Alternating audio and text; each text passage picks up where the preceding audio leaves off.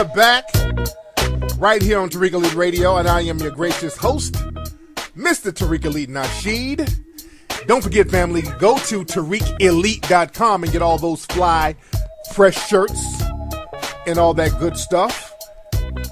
And go to melanoidnation.org to get up on all of that knowledge and all of the game and all of the goings on in Melanoid society. You know what I'm thinking about, family? I'm thinking about having a Melanoid Nation award show, possibly at the Apollo Theater, because remember, a few years ago, I wanted to do something with the Hidden Colors series, have like a Hidden Colors conference at the Apollo Theater a few years ago. I was about to do it, but there was some other stuff that happened behind the scenes, so we had to delay that. But I've been really thinking about that, having a Melanoid Nation award show, possibly at the Apollo Theater or somewhere in New York or possibly in Atlanta. I'm thinking about getting that together, so y'all stay tuned for that. I'm still kind of mulling over the details in my mind. You dig? But we need to have something like that. Something that we can do for the knowledgeable people. But I digress. Let me see who's on the phone. We got a lot of people calling. Let me see what's going on this phone. What's up? Who's calling? Hey, what's up, Flex? What's up? Who is this? This is Arbo, man, from West Palm Beach. Arbo from West Palm Beach, man. What's on your mind, fam? Just chilling, fam. Man, listen. I've been noticing white people mad about what's going on in China. And when I see, not China, in Africa with the Chinese. So when I see white people get mad, my pineal gland started tingling. And I was kind of thinking, like, I started doing research the last week or so, and I've been seeing the Chinese are doing some things over there, but I wonder if they're trying to replace white supremacy with yellow supremacy. So I just want to know what you thought about that. Well, the thing is, anybody will be supreme over you if you allow them. If you just kind of go along to get along, that's why you got to build your weight up. At a certain level, we allow certain people to be supreme over us. And understanding, we got to understand warfare. We got to understand war tactics.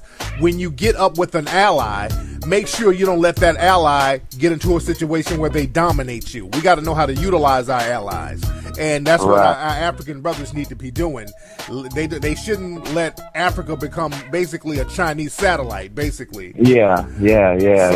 So I'm looking at their relationship, and I see that they are paying for the resources they're getting. They're building infrastructure in Africa, so they actually are paying. Then I listen to different Chinese people talk about their relationship with Africa, and they say, oh, they're my brothers and sisters, and we never enslaved any Africans. So from the outside in, it looks like, okay, maybe they might be serious. They building things and leaving Africans in control of what they build, so they're not trying to run what they building, and so I just want to know your opinion. Yeah, they're getting what they're going to get now. People ain't doing something for nothing. Now, they're getting the resources out of Africa, which is cool. If you set up infrastructure, it's a tit for tat thing. They're getting some of those minerals and resources. But again, the Africans at least are getting something out of the deal, whereas the Europeans just came over there and just raped and then destroyed everything when they left. You dig? So we got to start understanding allies and utilizing people as allies and stop trying to be on that friendship thing with people who are looking out for their own interests. But anyway, I digress. Thanks for the call, brother. Yeah, the brothers over there in Africa, man, they're getting down with the Chinese. But again, you better use that situation for your own benefit as well. Because they ain't going to let you, they control the resources, or they control the infrastructure, so there's only so much they're going to let you do if you don't stand up for yourself. So you got to stand up for yourself and say, okay, let me look out for my people too. The Melanoid people are going to rise up. The Melanoid people are going to be back on top of their shit. We just got to start getting that code. We got to get a universal code of conduct with Melanoid people. Because Asian people, they have a universal code. Even though they might have local differences when it comes to international affairs, they all get on the same code. People in the dominant white society, they get all on the same code. African people, or people of melanated descent, Melanoid people, we get a little bit too splintered, but we get dealt with as a group. But we think in terms of being splintered because we're the oldest people on the planet. So all of this is ours. The whole planet is ours. So we don't really, we got to start fixing our mind. We haven't thought about clicking up like that. like clicking up on a large scale. Because we've been everywhere, and our genes understand that. But anyway, I'm getting too deep. I don't want to get too metaphysical here. Anyway, let's see who else is on the phone. Let's see who else we got. What's up? Who's calling? What's up with your flex? It's your boy K-Dog out of H-Town. Hey, K-Dog, what's going on with you, fam? Man, I call it, man. We should be cooling down there. Hey, man, I want to get your thoughts on the whole. I was seeing some stuff they had on TV. They had some guy out of Alabama, some white dude, like a suspected white supremacist. But this little kid, I guess he baby that they adopted. And it's like a little white family. You know what I'm talking about? This called Princely Those Deaths or something like that. Okay, I haven't heard about that, brother, but you got to call back. Your phone is real janky, brother. My man sounded like he was saying something deep, but I don't know what his phone was sounding kind of janky. His phone was sounding a little janky. Let's see who we got here. All right, who's calling? What's up, man? It's Jacob from Wisconsin. What's up, Jake? What's going on? What's on your mind? Hey, man, I was just wondering, how come nobody bought them weak-ass boots you had out? Because I used them to kick your mama in her titties, and she just fucked up all of them. I can't kick a hairy bitch in the titties with shoes like that. With shoes like that, I can't do it, nigga. I can't do it. I get your mama got hair on her titties. It got hair all in the laces of the boots. Fuck them all up, nigga. Your mama is a hairy bitch. Your mama's a hairy bitch, nigga. Your mama needs some Vidal Sassoon. She need to shampoo. Your mama need to shampoo. Your mama need to shampoo her titties, nigga.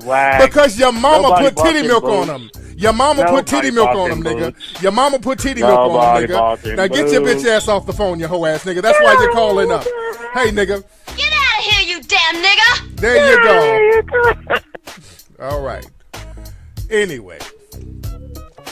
And by the way, the dusty nigga who just called, his number is 510-457-0238. That's that dusty nigga's number. 510-457-0238. That sounds like a broke zip code somewhere. Somewhere where broke motherfuckers live. He's up in a housing project in the Bay somewhere. You bum ass nigga. All right, let's see who else we got. What's up? Who's calling? What's going on, Keith Flex? It's your boy Mark from Georgia, baby. What's going on, man? What's on your mind, fam? Man, I don't know if you remember, I called you earlier this year, man. I've having a problem with my lady, looking at going through an email, thought she could talk to an old dude, man. But thanks to you, I'm no longer Mark from Georgia. I'm Mark in Louisiana, and I'm taking me right, dude, and I'm loving life, baby. There you go, man. Much respect to you, man. Thanks for the call. Yes, indeed. My man called down from Houston. He called from Houston a few minutes ago. And, you know, we on Melanoid Nation, we did a story about a club out there in Houston called the Gas Lamp Club. It's a club out there that's racist as hell. They got this little white supremacist door policy where they don't let black folks in, or they charge black folks money, like $20, but they let all the white people in free, and then they inflict this bullshit jive-ass dress code for black folks. You know, it's real racist. And there's another video that came out where they were talking shit to some sisters, tried to go there. They were like, go back to the hood, go tell Tyrone I said hi. It's just real slick racist shit. And let me say this. Places like that, a lot of black folks will start saying shit like, well, we shouldn't be going up in their spots anyway. We got that. That's understandable. But y'all got to understand the big picture. There's a reason why we got to nip little shit like that in the bud. Because, again, black folks will say shit like, well, in the 1960s, they shouldn't have been trying to integrate into places that didn't want them anyway. It wasn't about that. You always have your own, which we don't have now, by the way. You should always have your own where you don't have to depend on people, and you shouldn't have to go where you're not wanted. But you don't allow people to have establishments where they create a situation where they criminalize people based on race. You got to nip that in the bud. And it's very important to nip places like Gas Lamp in the bud. And black folks out there in Houston, y'all bullshitting. To allow an establishment like that to exist, it gets worse. It sets a precedent, and it gets worse because what happens is if you have an establishment that's discriminating against people based on race, what they can then do is criminalize you based on race, because if somebody's up in there and they got some kind of race-based policy, just because you're black, now you can be criminalized and further have race soldiers coming at you. So we got to nip that shit in the bud. We should not have any establishments that have the potential to criminalize you based on race, based on your presence just being there.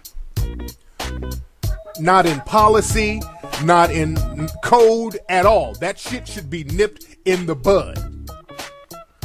So black folks got to get off this shit where we shouldn't go or we are not wanted. That's true, but that place still shouldn't exist. It still should not exist. Or they should not have that open policy and be so arrogant about it. It has to be nipped in the bud. We got this thing where we let white supremacy slide. We let these white supremacy policies slide. And black folks, we're made to uphold the law at every form and every fashion. We're told, black folks, if we're not perfect, we're criminals. Black people are told to uphold the law at every stand. Don't sag. If you sag your pants, you go to jail. If you jaywalk, you get killed. If you get a parking ticket, you get killed. You know, we get executed in the streets because of these laws. But people in the dominant society, they can just kind of do whatever. So black folks are going to have to learn how to make a little more noise and get shit nipped in the bud and start looking at the Constitution and say, hey, is this club violating my constitutional right? Are they violating the Civil Rights Code? Black folks need to be on that, because letting these gas lamp clubs like that thrive and fester, that's going to set a precedent for them to have other clubs and other public locations do the same thing, and then they're going to start really criminalizing you like they did back in the first era of Jim Crow. And remember, in the first era of Jim Crow, just being somewhere you can get arrested. Just being somewhere you can get arrested. And in Texas, they're at the forefront of the new Jim Crow. Because when you saw those black kids going in that neighborhood trying to swim, the cops came and start beating up those kids. That shit has to be nipped in the bud. It has to be nipped in the bud, and we got to stop bullshitting and letting shit slide just on legal principle. It's just a legal principle. White people understand that.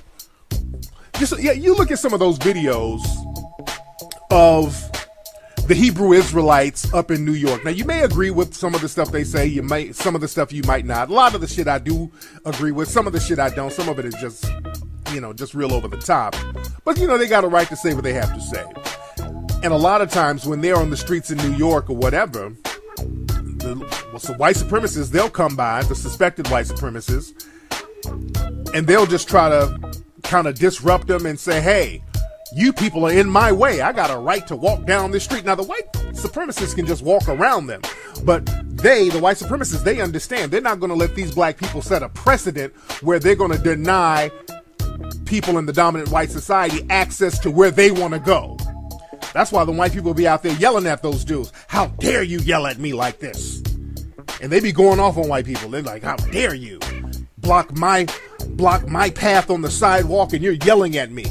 So they try to nip that in the bud. They call the police. They can't really do anything, but the fact that they do try to nip it in the bud so it won't set a precedent shows their mentality. Black folks, we don't think like that. We just kind of let shit go on until it gets real bad. And then when it gets bad, then we want to start marching and protesting. We got to start nipping things in the bud as a community early, because people in other communities, they nip shit in the bud heavy. The Jewish community, they do not play around with anybody who was down with the Holocaust in Europe. There's a 91-year-old white lady who just got arrested a couple of days ago. She's 91. I think she was an operator or something like that. I think she was an operator at one of the gas chamber places, one of the death camps. She didn't kill nobody, but she was there acting as an operator, taking calls or something. They're like, no, bitch, bring your ass to court too. But that was half a century ago. I was just doing my job. Well, we're gonna do our job too. You helped out. Yeah, I know you were just answering phones and just writing shit down, but you helped make the operation go smooth, so you're getting indicted too. You're getting indicted too. We don't care about you being 91. Get your wheelchair, get your oxygen machine, and come on the court. You had a nice life. These little last years you're gonna do in jail. They just sent another dude to jail. They gave him 4 years. Another guy in his 90s who was I think he was an accountant or something like that. He just took the records. He just wrote down shit. He wrote down what Jewish people had or some of their possessions or whatever. They like, oh, no, you come on too. You go into court too for war crimes. Oh, but I was doing my job. No. You kept that system going. They nip stuff in the bud. They're not going to let you get away with nothing. You do an injustice to them, they nip it in the bud. We got to start nipping stuff in the bud. They don't give nobody a pass, as they shouldn't. We are the pass-givingest people ever. You know, Hulk Hogan, he just did, and I talked about it on last week's show. Hulk Hogan he went on his anti-black rant, talking real crazy about black folks. One of his white friends or somebody white snitched on him, and now he went around apologizing. And I saw a video of Hulk Hogan, and this was clearly staged or something. Hulk Hogan was at some restaurant, and there was some black lady. She had just got married, and she's like, "Oh, Hulk Hogan, I'm a big fan." And she's all hugging Hulk Hogan, and they put that up to show, hey, I'm not racist, I'm hugging a black person. And black folks, look, let me talk to the white supremacists out there. Just because you can get a black person to co-sign your fuckery, I don't care. Just because you can get a black person to co-sign or forgive your white supremacist views, that don't mean you're any less of a white supremacist. Just because you can get a victim to go along with your fuckery. Look, black people are victims of systematic white supremacy. We live in a prison system of white supremacy where black people are victims, and victims will do anything to get a comfortable place within that prison system. Just like with this whole Cosby thing, you got paid trolls online now that the white supremacists are paying to troll people about this whole Cosby thing, and they're really trying to make money off this. They have a TV show, they had a TV special about the victims of Cosby's rape and all this sort of stuff. I don't believe these women. I just don't believe them because there's no proof. Some of these women have been proven to be liars. History has shown that black men have been lied on about rape for centuries in this country. They've always lied on black men about rape. So there's too many variables there for me to just buy this whole Cosby rape thing hook, line, and sinker. It's a money grab. And their whole argument is like, well, there's 54 women. Would 54 women lie? Yes. Yes, they would. When it comes to some paper, millions of people will lie if you got some paper involved. And you're dangling money out there to anybody who's willing to tell a lie. All you got to do is say, hey, anybody who's willing to get on TV, if you were ever in a room with Bill Cosby in the last 50 years, come on down. We'll believe you without any proof that he done something to you. These women have no proof. Now, we're going to go by the whole logic of, well, a number of people said it, so it must be true. Well, how come none of y'all believe when people said Mike Brown had his hands up? There were a number of black people who said Mike Brown surrendered. There was a number of them who said it. Y'all didn't believe them.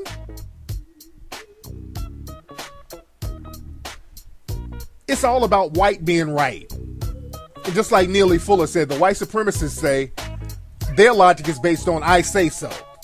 Bill Cosby's guilty because we don't have no proof, but I say he is. So that means he is. Because we're your gods and what we say goes. But by using that logic, and always use that on people, tell people, if we're going to go by the number of people saying something, making it true, how come all those people who said Mike Brown had his hands up, how come nobody believed all of them? Dozens of people said Mike Brown. There was a whole slew of people who said Mike Brown surrendered with his hands up, and they didn't believe none of them. They dismissed all of them who said it. Millions of black people say, hey, there's white supremacy that's harming us on a daily basis, and nobody believes them. You got thousands of people marching all around the country saying, hey, we're not getting justice as black people. Y'all just complaining. We don't believe you. But we're supposed to believe these 54 white women. If we don't believe them, all of a sudden we get shamed. The white supremacists, they have the shaming committee that will shame you if you don't believe them. When Damon Wayans, he kind of made some jokes on the Breakfast Club about the whole Cosby thing. The white supremacists went after him. They tried to shame him a little bit.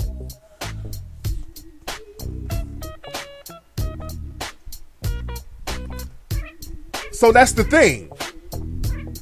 Now, somebody in the chat room say why Bill Cosby admitted it. And Bill Cosby never admitted to raping nobody or drugging anybody. And that's another thing, which shows me that these white supremacists are down to lie, because they were going around talking about, well, we got a tape of Bill Cosby, a transcript of him admitting to drugging women. But when you read the transcript, that's not what he said at all. He didn't admit to drugging anybody. He said that he got drugs and he just used drugs with women. That's not drugging nobody. So that is a lie. So if people are willing to lie about that, they're lying about the whole thing. That just shows you why I don't believe all this stuff, hook, line, and sinker, because too many people are willing to jump on and lie. The white supremacists are very good at lying. Just like with Farrakhan, the white supremacists are going around talking about Farrakhan said that he wants to get people to go around killing white folks. Farrakhan never said that. That's a bold-faced lie. But the white supremacists, they lie and then try to get mad at you for not going along or co-signing their lie. But I digress. Let's see who else we got here. What's up? Who's on the phone? This is Jamel from New York. What's up, Jamel? How you doing, fam? I'm good, man. I just wanted to have some advice on something I'm dealing with right now. Go ahead. What's on your mind? I'm not sure if this is the time. Right now, I'm in a school right now where it's like almost 88% white, like almost 90s. You know what I mean? Okay. And I have this teacher where like I'm the only black kid in there, and like I feel like he likes to deflect when I like bring up a topic or something when it comes to like race relations or whatever. And I just wanted your like advice on like how to really handle it, because it's like really uncomfortable, and I got to deal with this dude for like the next 3 months because it's too late to drop classes. Dude, we are in a system of white supremacy. Yeah. Most situations are going to be uncomfortable. All right, expect it in a system of white supremacy. See, we keep trying to go around the fact that we're in a system of white supremacy. That's why shit don't shock me no more. When I see people acting like white supremacists, I'm in a system of white supremacy. What am I going to expect? Always keep that in the forefront of your mind and look for ways to educate yourself and empower yourself so that you can become less and less dependent on the white supremacists on a daily basis. That's why you have to self-educate. That's what I did. I knew the shit they were telling me in school was garbage. I knew it. Also, dude was like trying to make me feel like he tried to do it in a way so he tried to make me look like I was crazy. You know what I mean? In front of like all the students. And I'm like, you're not about to do this to me, you know? Like when I mentioned something, because it was about some bleaching article he gave us, and he's like giving us these articles about black people, and I'm thinking about, I'm like, you're giving this article to a class that's where you only have one black student in there. How do you think they're gonna look at this? You know what I mean? Right. Well, that's what they do. And I'm here. Yeah. Wait. It was an article about bleaching. Yeah, bleaching in Jamaica. And I just brought up, I'm like, I don't condone the bleaching skin thing, but I'm just saying there's a reason why they do it and why they feel this way. Right. And then he just completely deflected, and like he went on like some 15-minute lecture and then just pretended like I didn't even say anything. And I'm just like why did you just do that to me? Like, yeah, man, you know what? When I was in school, I remember very specifically, and I went to a so-called black school, but a black school in a public school system is still a white school. You understand that? Yeah. It's only black if there's a black curriculum. We got to understand that. When they say black school, you mean a white school full of black folks. So I went to a school. I went to West End down in Birmingham, and I love West End High School. But I remember in history, I remember them teaching us about Marcus Garvey, and in the history book, what they taught us about Marcus Garvey was negative. And in high school, I thought Marcus Garvey was nuts based on what I was taught in school. They said that Marcus Garvey wanted to build a ship to take everybody back to Africa. He was a criminal because he defrauded people, and the good old law enforcement punished him, sent him to jail, and everything was happily ever after. It was that type of thing. And then when I grew up, I'm like, realized that story was complete bullshit. It was a complete bullshit story. So that made me say, okay, what else did they lie to me about? And that made me get on my quest of learning on my own. Because if you're getting people in the dominant society, especially suspected white supremacists, teaching you, they're not going to really teach you anything that's going to empower you. That's something that we just have to get in the back. We just got to get that in our brains. That's something that black folks refuse to get in our brains. So what we do, we learn what they're trying to say. We understand what they're trying to give us so that we can get along and do what we need to do within their system, but learn what they don't teach you so that you can do what you need to do to empower yourself. You feel me? Yeah. Thanks for the call, fam. Yes, indeed. So we got to stop going for the okie doke, fam. Speaking of okie doke, y'all remember a few months ago when, all that stuff was going on about the Confederate flag? And there was a sister named Bree Newsom, I think that's her name.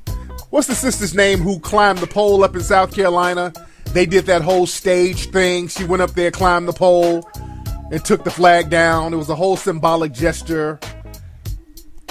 And, they made a big hubbub about it, and they put the flag back up. But, the media, they were kind of saying she was a hero. And then I saw some of the people she was with. She was with a white dude, and I said, uh-oh.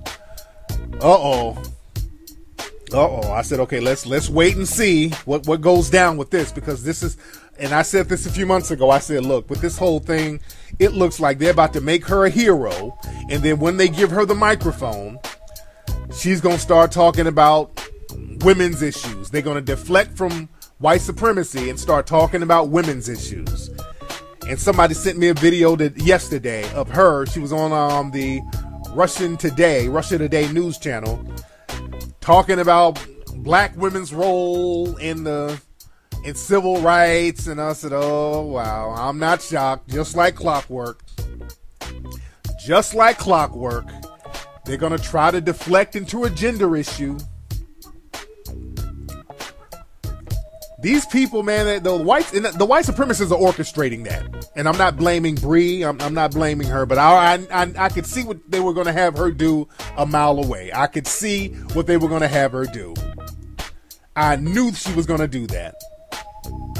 I knew they were going to have her do that. Let me put the blame on the white supremacists. I'm not going to blame that sister. I'm putting the blame on the white supremacists. They get us to deflect. They're very good at getting us to deflect for them.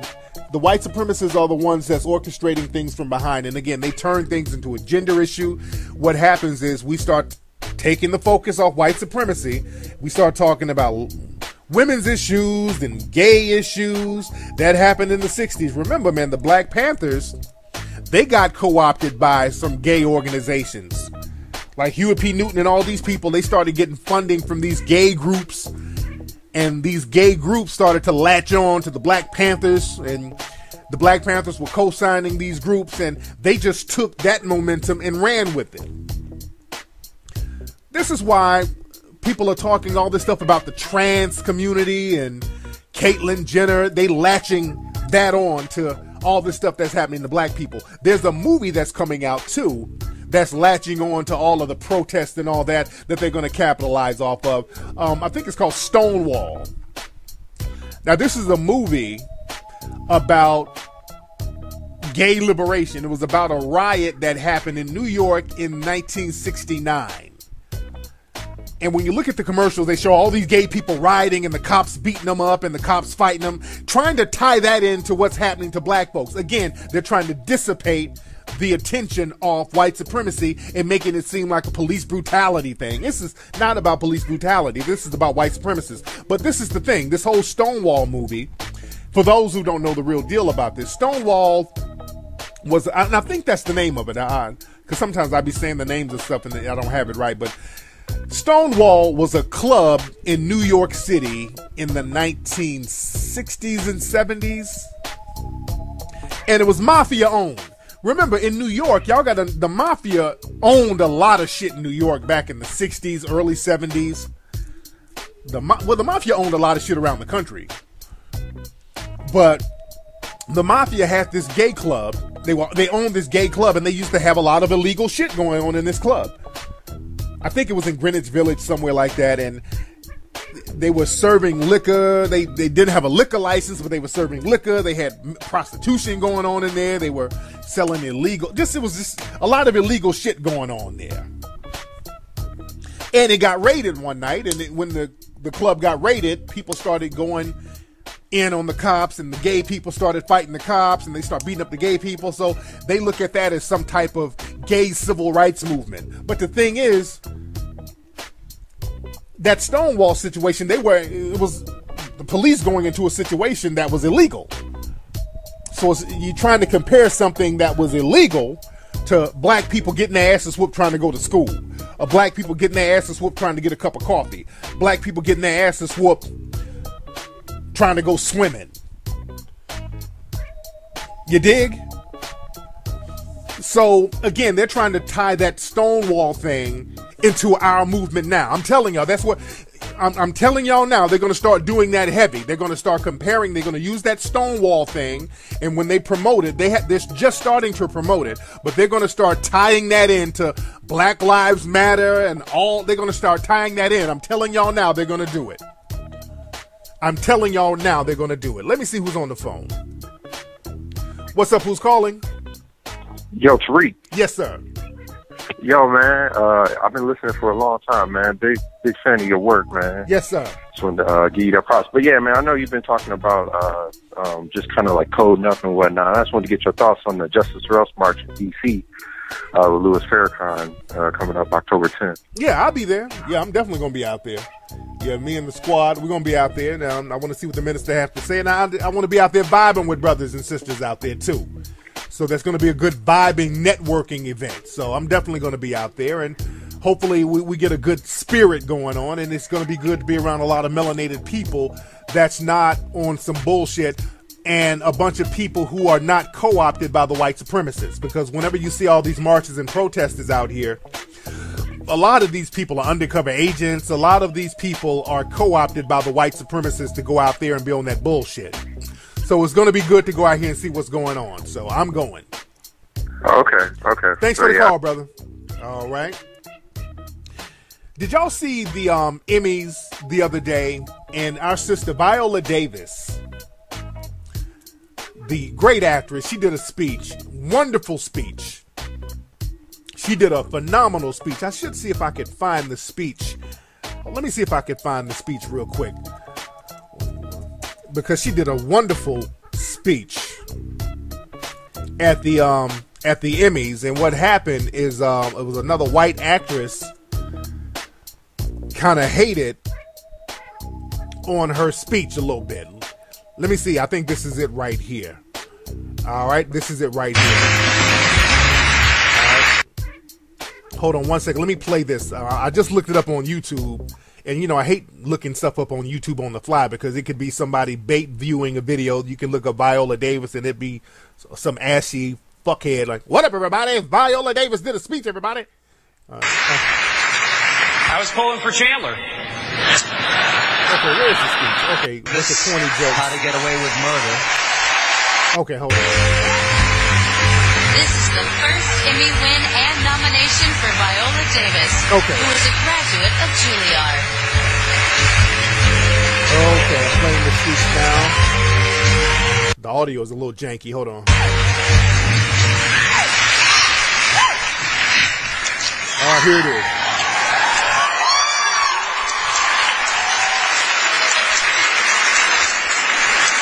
In my mind, I see a line. And over that line, I see green fields and lovely flowers and beautiful white women with their arms stretched out to me over that line. But I can't seem to get there no how. I can't seem to get over that line. That was Harriet Tubman in the 1800s. And let me tell you something. The only thing that separates women of color from anyone else is opportunity.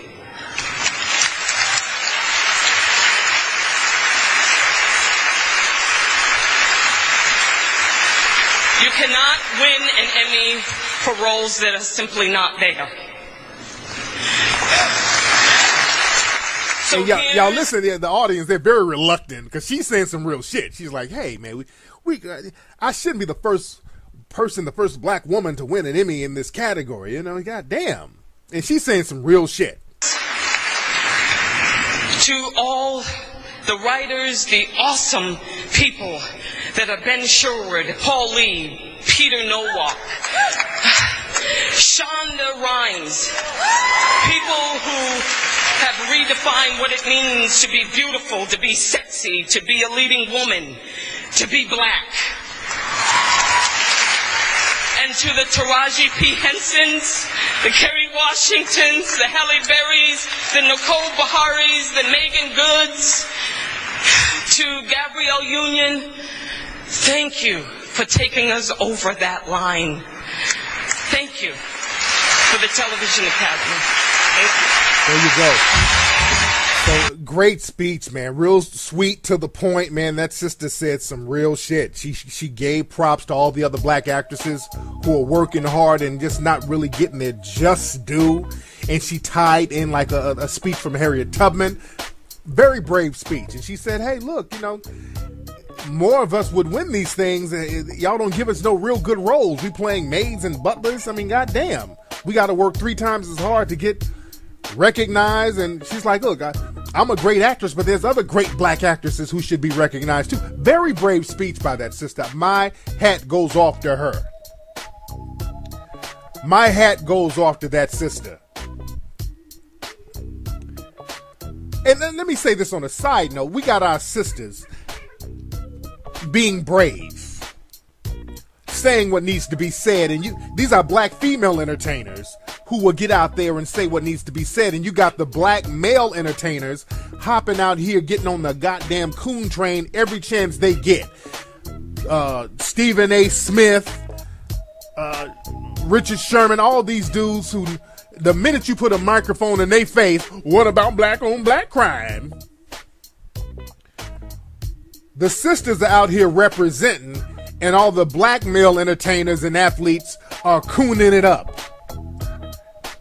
That's shameful right there. Shame on a lot of these black male entertainers. Shame on you, where the sisters got to go up and speak truth to power, and the minute they put a microphone in your face, coon trade is coming. Coon trade is coming. What about black on black crime? Coon trade is coming. Where the white women at? That's y'all, the coon train. But what that sister said was powerful, man. It was very brave. And the audience, they were very reluctant to give her props, but they had to give props to that. And on Twitter, there was a white female actress. What is that lady's name? Norma Lee Grawl, something like that. It was a white actress who wasn't standing for that. She's a soap opera actress. I think she's on All My Children. I think her name is Norma Nancy, something like that. It was some white lady, a suspected white supremacist. But she was like, and let me say this white actress who had a problem with Viola Davis' speech. A year ago, well, not a year ago, but earlier this year, she was giving props to another white actress who gave an Oscar speech. There was a white actress who gave an Oscar speech, and she was talking about women's issues, and she was giving her props. But this Viola Davis speech, this lady got on Twitter, started talking about, well, all actresses have it bad. You know, what's all this about Harriet Tubman? It's an award. Just get your award and just keep it going. Come on. This is a white lady trying to rain on Viola Davis's parade. Patricia Arquette was the white lady. Somebody in the chat room reminded me. Patricia Arquette did a speech about women's rights and doing this for women, and women are so special. And this same white lady gave her props. Yes, that's your moment. Yes, that's your moment. Viola Davis did the same thing for black women, and it was like, okay, hurry up. All right. You don't need to do all that. It's just an award. Just hurry up. All women have it bad. Stop comparing yourself to Harriet Tubman. You get millions of dollars. Be great. It was that whole be grateful thing. You know, the white supremacists, they got this thing with us where they want you to be grateful for the crumbs you get. It's like, how dare you, Negro, complain when you can be in the ghetto somewhere? We're letting you get this. So just be grateful we're letting you in the building. It's that type of mentality. They do that with athletes too.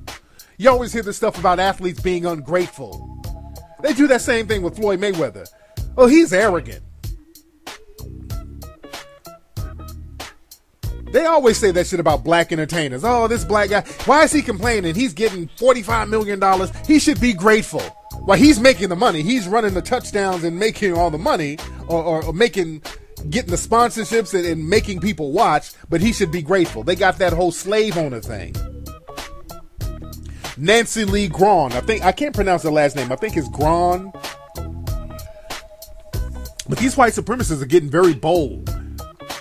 They will rain on your parade with the quickness. When they see black success, people think that the white supremacists are upset with them because of black failure. No. Black failure is orchestrated by the white supremacists. The white supremacists get real pissed off at black success. When black people do something successful over them, oh no, you see the real racism then. You dig? But anyway, that's been today's episode of the Tariq Elite Radio Show. Wait. Let me see who this is. We got a call from the Bay. Let's see if that's that coon-ass nigga who called earlier. What's up? Who's calling? Hey, man, they got them boots in them. Hey, nigga, we got you. Hey, bitch-ass nigga, did you get some phone calls from niggas calling your dumb ass?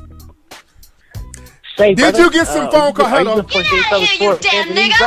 Nigga, did you get people calling your stupid ass? There you go. He didn't have anything to say. But again, that's that same coon who called up trying to troll on the phone. Again, his number is 510-457-0238. That's that coon's number. Let's call him one more time. Hold on. Let's call him one more time. Hold on. How do you call people on this thing? There we go. We're calling him now. The Google subscriber you have called is not available. This bitch Please nigga leave a message after the tone. Okay. Hey, bitch nigga. Answer your Google phone, you hoe ass nigga. Answer your mama's phone. This nigga's on his grandma's Google phone, nigga. This your grandma's life alert phone number. Granny needs this number. This is the hotline for Reverend to make booty calls. All right, bitch nigga. Stop calling my show trolling. All right. I want him to call back again. I'm ready to have fun with him. Let me get another call. I'm ready to have fun. I want that bitch nigga to call back. What's up? Who's calling? Hey, Tariq. This is Mr. John. I'm calling from New Jersey. How are you? I'm good, man. What's on your mind? Hey, real quick question. Well, I'm on social media, and I have a lot of groups I'm in. You know, they speak out on black issues. They're liberal groups. Only one problem. They always want us to talk out against male privilege, particularly black male privilege. And I'm asking you if you think there's a such thing as black male privilege. No, it's not. And that's something that a lot of those pretend black feminists like to come up with as a way to waste time. That's a time-wasting mechanism, because when you ask them what is black male privilege, they start going off into a bunch of silly nonsense that ain't no privilege at all. They start talking about the privilege to leave your kids, the privilege to walk down the street and not be scared, and just shit like that, which are basically ideas. They're not privileges at all. Anybody can have these. Yeah, so it's just a silly trolling tactic by these pretend black feminists, so they can basically waste your time and not get you to talk about the real issue, which is white supremacy. It's a time-wasting mechanism because they cannot properly explain it. All right? Okay. Thanks a lot. All right. Yes, indeed. Let me call that coon one more time. Hold on. Where's that? Where's my numbers? Where are my numbers? I want to call that. I'm on Skype. Skype is horrible. Skype is absolutely horrible about calling people. What's up? Who's calling? Hey, Tariq, this is Barry from Cincinnati. Hey, man, what's going on? What's on your mind?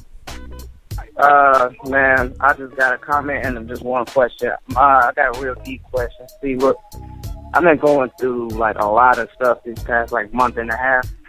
Like, just life's just been going south. And, like, my dad said it's because I need to get closer to God. But I'm like, I just been real, like... Your dad is full of shit, man. Let me keep it 100. Your dad is full of shit. That's old coon talk. That's old coon talk. When they start talking about that, we do need to get closer to God. That's basically them dismissing you. That's them dismissing you. That's them saying, I can't do shit for you. I ain't built nothing for you. I don't know what to tell you, so ask God. That's some sucker shit that a lot of old black folks have done to young black people.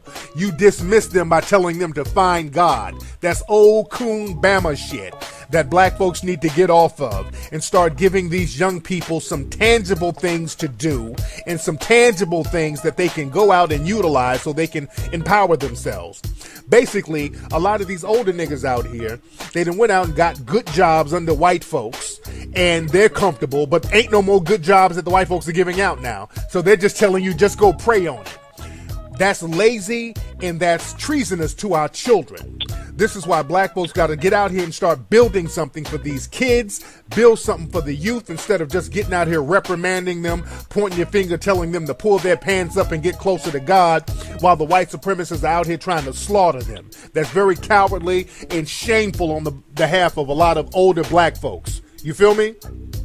Right, I do feel you, because, like, it's like I'm, like, trying to listen to them at the same time. It's like, okay, like, didn't they teach us this, like, when they took us from Africa? Yeah, like, they did. All right, let me get these other calls. Thanks for the call, brother. Okay, I think this coon is calling back. Hold on.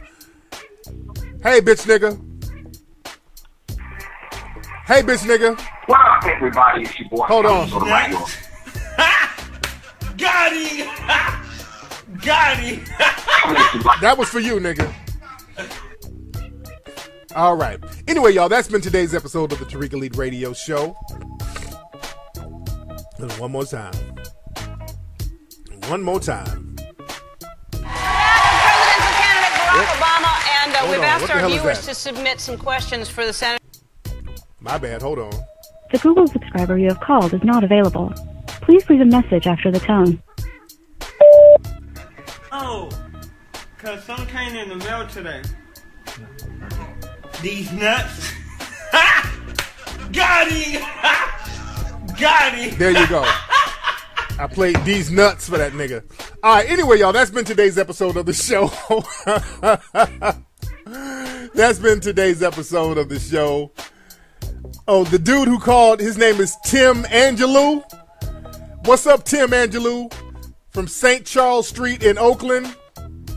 Hold on. Wait a minute. Hold on. Somebody in the chat room that gave me some intel. Hold on, bitch nigga. Hold on. 1 second. Wait a minute. I was about to stop the show, but wait a minute. This is a bitch nigga named Tim Angelou from what somebody in the chat room has told me. Hold on. Let me look into this real quick.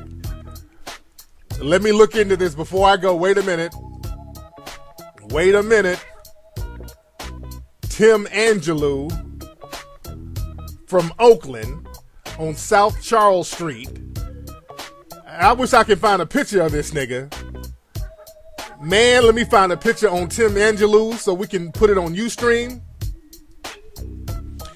But somebody did a skip trace on his phone number and said his name is Tim Angelou. He's up in Oakland on St. Charles Street. According to Lookup, he's on a track phone. Google canceled us. Okay, all right, Tim Angelou. Somebody find me a picture of Tim Angelou. That nigga, that sounds like a moist nigga. Sound like a big old fat moist nigga with a piercing on his balls.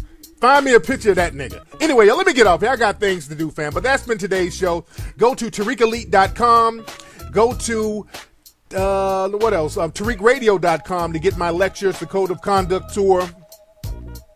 get International Racism, that lecture, get that download right now. And I will holler at you guys on Ustream this Sunday, family. I can't kick a hairy bitch in the titties with shoes like that. With shoes like that, I can't do it, nigga. I can't do it. I get your mama got hair on her titties. It got hair all in the laces of the boots. Fuck them all up, nigga. Your mama is a hairy bitch. Your mama's a hairy bitch, nigga. Your mama needs some beat out Sassoon. She need to shampoo. Your mama need to shampoo. Your mama need to shampoo her titties, nigga.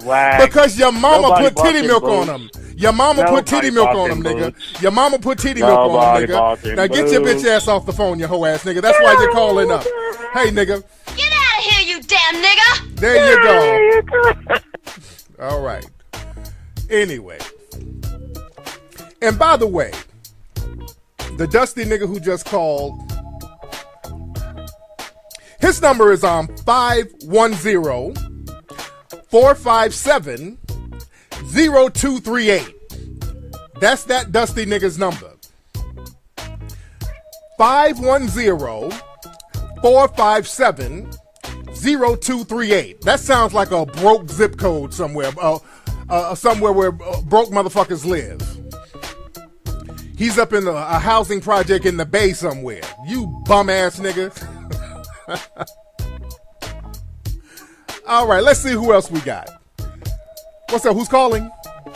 What's going on, Keith Flex? It's your boy Mark from Georgia, baby. What's going on? They're getting the resources out of Africa, which is cool.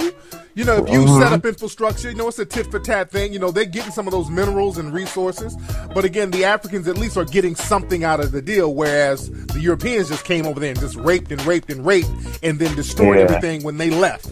You dig? So we got to start understanding allies and utilizing people as allies and stop trying to be on that friendship thing with people who are looking out for their own interests. But anyway, I digress. Thanks for the call, brother.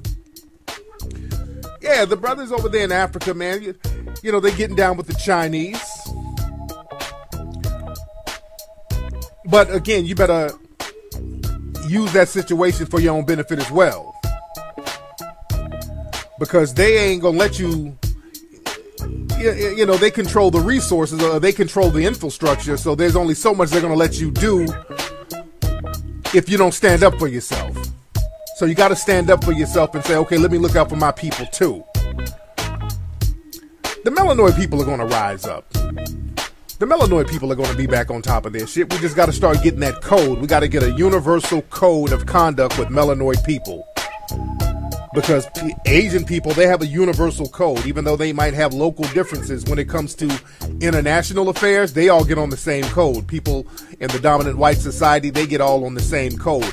African people, or people of melanated descent, melanoid people, we get a little bit too splintered, but we get dealt with as a group.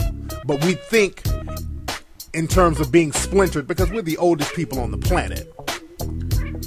So all of this is ours. The whole planet is ours. So we don't really, we got to start fixing our mind. We haven't thought about clicking up like that, like clicking up on a large scale. Because we've been everywhere and our genes understand that. But anyway, I'm getting too deep. I don't want to get too metaphysical here. Anyway, let's see who else is on the phone. Let's see who else we got. What's up? Who's calling? What's up with your flex? It's your boy K-Dog out of H-Town. Hey, K-Dog, what's going on with you, fam? Man, I call it, man. We should be cooling down there. Hey, man, I want to get your thoughts on the whole. I was seeing some stuff they had on TV. They had some guy out of Alabama, some white dude, like a suspected white supremacist. This little kid, I guess he baby that they adopted. And it's like a little white family. You know what I'm talking about? This called Princely Doe's Best or something like that. Okay, I haven't heard about that, brother, but you got to call back. Your phone is real janky, brother. My man sounded like he was saying something deep, but I don't know what his phone was sounding kind of janky. His phone was sounding a little janky. All right, let's see who we got here. All right, who's calling? What's up, man? It's Jacob from Wisconsin. What's up, Jake? What's going on? What's on your mind? Hey, man, I was just wondering, how come nobody bought them weak-ass boots you had out? Because I used them to kick your mama in her titties, and she just fucked up all of them. I can't. I've been noticing white people mad about what's going on in China. And when I see, not China, in Africa with the Chinese. So when I see white people get mad, my pineal gland started tingling. And I was kind of thinking, like, I started doing research the last week or so, and I've been seeing the Chinese are doing some things over there, but I wonder if they're trying to replace white supremacy with yellow supremacy. So I just want to know what you thought about that. Well, the thing is, anybody will be supreme over you if you allow them. If you just kind of go along to get along, that's why you got to build your weight up. At a certain level, we allow certain people to be supreme over us. And understanding, we got to understand warfare. We got to understand war tactics.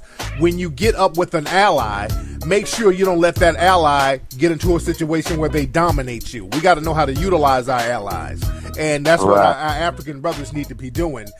They shouldn't let Africa become basically a Chinese satellite, basically. Yeah. So I'm looking at their relationship, and I see that they are paying for the resources they're getting. They're building infrastructure in Africa, so they actually are paying. Then I listen to different Chinese people talk about their relationship with Africa, and they say, "Oh, they're my brothers and sisters, and we never enslaved any Africans." So from the outside in, it looks like, okay, maybe they might be serious. They building things and leaving Africans in control of what they build, so they're not trying to run what they building, and So I just want to know your opinion. Yeah, they're getting what they're gonna get now. People ain't doing something for nothing now. Oh, we are back right here on Tariq Elite Radio, and I am your gracious host, Mr. Tariq Elite Nasheed. Don't forget, family, go to TariqElite.com and get all those fly, fresh shirts and all that good stuff. And go to melanoidnation.org to get up on all of that knowledge and all of the game and all of the goings on in Melanoid society. You know what I'm thinking about, family? I'm thinking about having a Melanoid Nation award show, possibly at the Apollo Theater, because remember, a few years ago, I wanted to do something with the Hidden Colors series, have like a Hidden Colors conference at the Apollo Theater a few years ago. I was about to do it, but there was some other stuff that happened behind the scenes, so we had to delay that. But I've been really thinking about that, having a Melanoid Nation award show, possibly at the Apollo Theater or somewhere in New York or possibly in Atlanta. I'm thinking about getting that together, so y'all stay tuned for that. I'm still kind of milling over the details in my mind. You dig? But we need to have something like that. Something that we can do for the knowledgeable people. But I digress. Let me see who's on the phone. We got a lot of people calling. Let me see what's going on this phone. What's up? Who's calling? Hey, what's up, Flex? What's up? Who is this? This is Arbo, man, from West Palm Beach. Arbo from West Palm Beach, man. What's on your mind, fam? Oh, just chilling, fam. Man, listen.